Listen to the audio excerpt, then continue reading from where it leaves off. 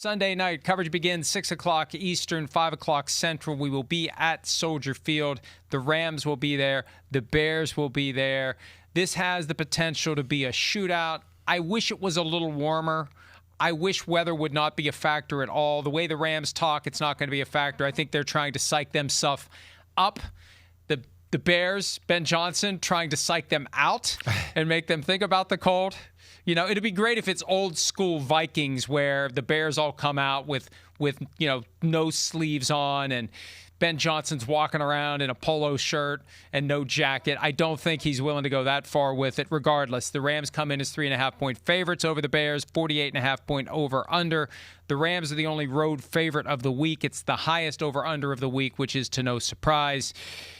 18 degrees, it's going to feel like 5. It's going to feel like 5. 10 to 15 mile per hour winds with gusts up to 25. It's going to feel like 5. Yeah, it's going to be cold. I don't, as long as it doesn't snow and all of that, I don't think it's going to affect the game, right? I look at these two quarterbacks, and I think they're going to be able to throw the ball. They can throw the ball through anything, right? So I don't worry about that. Now, I mean, if it ends up being snowy and a downpour of snow and everything like that, then, yeah, that could affect how the game is played. But I think as we stand now, I feel good about Caleb Williams and Matthew Stafford's ability to throw that ball through the damn wind.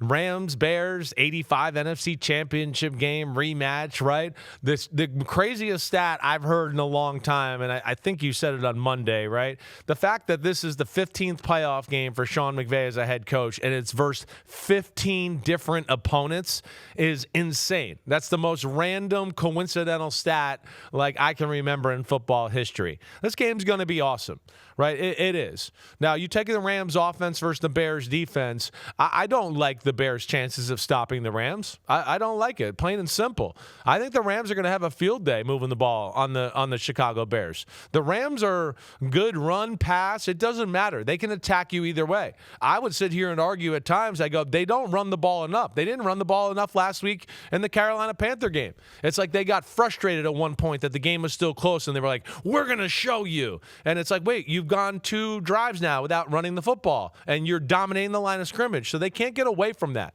The Bears are going to be all about, let's take a tactical chance and just hope we can create a turnover and give our offense one more possession. That's what it's going to be all about. And Matthew Stafford's going to have to find that fine line of, yeah, we're going to be aggressive and make big plays, but I don't want to let, one of these secondary guys, Kevin Byard or something, get another interception this year. But I don't look at the Bears' defense and love this matchup. I think they can definitely have some issues here. Defending Puka, Devontae Adams, the 3 tight end sets, everything they do there. Yeah, this is the problem with the Bears, and I certainly think the Rams and Stafford will put up big points, at least as far as that side of the matchup's concerned. They had that really cold game last year with the Jets, and I remember vaguely Puka Nacua talking about playing in the cold. He played at BYU. They had cold games there. Yeah. This isn't anything that's all that foreign to him. Matthew Stafford the Eagles' playoff game was cold by anything. Right. Yeah, right. It was cold. It wasn't as cold as it's going to be here. Right. But still cold. They have the experience, and Matthew Stafford has been saying all week long, like, why do we care? This is an opportunity. This is what you grow up thinking about. You're out in your backyard. You're thinking about playing a playoff game in Chicago against the Bears one of these days. So I think the Rams will not be affected by it. They won't allow themselves to be affected by it. They'll have all the precautions where they can stay warm. And, yeah, I mean, is it going to take a few points off the board? Maybe. If it was played in a dome, would it be 54-51? Possibly. But it's still going to be an exciting game with a lot of points, and it's going to be hard for the Bears. And, the Bears just, like, weather the storm and then dig out of whatever's left. And they embrace that. Like, yeah, we're going to fall behind, but then when we get to the third and fourth quarter, that's when we're going to try to find the gas pedal, and that's when the Rams are going to have to be ready to bring it defensively to keep that from happening. And it felt like the Packers were going to keep it from happening. That's what made the comeback so weird. Once the Bears were down, it still felt like they were sluggish and they weren't able to kick it in. And all of a sudden, it's like, holy shit, they kicked it in. When did that happen? Yeah. So, yeah, the Rams are going to score their points. I have no doubt about that.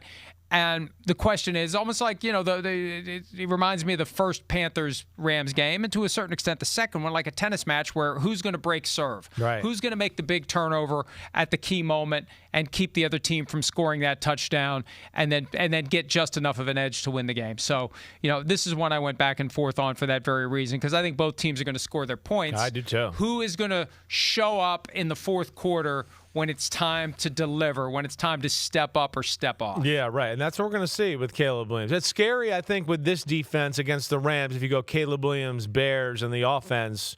If it becomes, we got to throw the ball every down, I don't, they can't be in the hole like they were last week. I think the Rams thrive in that because they have all these pass rushers and they can then just go. We don't have to worry about the run. We're not real big anyways. We kind of rely on chaos. Now we don't have to worry about that and we can get after it. And I don't think you can depend on a lull from the Rams offense like you saw with the Packers or some of these other teams that let the Bears come back in games where, the Rams are going to be aware of that. Well, sure about that? I think back to that Thursday night game. The Rams, after they went up 16, the Rams offense was AWOL until the first drive of overtime. Well, yeah. Well, I mean, they went up. It was 30-16. You're right. They played conservative. They punted the ball away, a return punt. They got the ball again. They kind of played it a little too conservative. And Seattle went and scored on the last damn, play of the game. So then they didn't have the ball again. So it was really only like 2 drives. But nonetheless, I hear you. And then they're going to be aware that they're playing a team that can come back. That's for sure. But this is another game where I look at this is going to be a Caleb Williams game. This is he's going to have to be surgical in the drop back pass game. I don't think you can just think you're going to have big plays. The Rams don't let up a ton of big plays on pass defense. They play too much zone. That bothers me about the Rams. Within playing too much zone, you got to be able to be in the pocket, and really that's where you got to be disciplined pocket passer and accurate because, you might not have the scrambling, I'm going to throw on the run. It's a night where it's like 6 here, 8 yards, 10 here, 10 here, 12 here, 6 here, all of that. I do think they'll be able to run on the Rams defense as well. I do. I expect a shootout. But I think when it comes down to it, I just trust the Rams in this moment a little bit better. I think they're a little bit more of a complete football team, and I'm going to go Rams 38-27 on the road on this one. 38-27? Yeah. Good Lord. Good Lord. I'm going to factor, and I've, it's funny. I've tried this in the past, and it's worked. I've tried this in the past, and it wasn't supposed to work, and it did. I think the Bears are going to derive a little extra kick from the 49ers beating the Seahawks, if I'm right about Saturday night, because if they win this game, they host the NFC Championship. Right. And there's just, sometimes there's just something special that genuinely and authentically pops up around a team, and you can't explain it. You can't explain the Caleb Williams throw on 4th and 8. Pasta, you can't explain pasta, meatballs, pasta. Yeah, we'll find out. Still, quite possibly ketchup and egg noodles. But Bears for me. Let me make sure I get the score right. 30-27. I love that score in a playoff game, even though that was the final score of the 1998 NFC Championship. I should hate that score. But 30-27, the Bears get the win over the Rams. The Bears host the 49ers, if I'm right about Saturday night as well. So all underdogs this week. I mean, what the hell? Let's have some fun. I picked every underdog to win. You did. So I took what? Underdog Saturday and a favorite Sunday, and you went all the way with it. So that's good. Hey, listen, there's going to be something here. We know it's the playoffs. This is what's great about this year. Filling out my playoff bracket as it started and doing that, I'm as least confident as I've ever been. These teams are equal, right? They all have a little flaws. They all have some different strengths, and I think that's going to lead to 4 awesome games on Sunday and Saturday. Yo, thanks for watching, homies. We are now in the NFL season here on Chris Simms Unbuttoned. Hit subscribe to get our weekly picks, game recaps, film deep dives, and much, much more. Thanks again for watching. Subscribe, rate, review. Peace out. You know where to find us.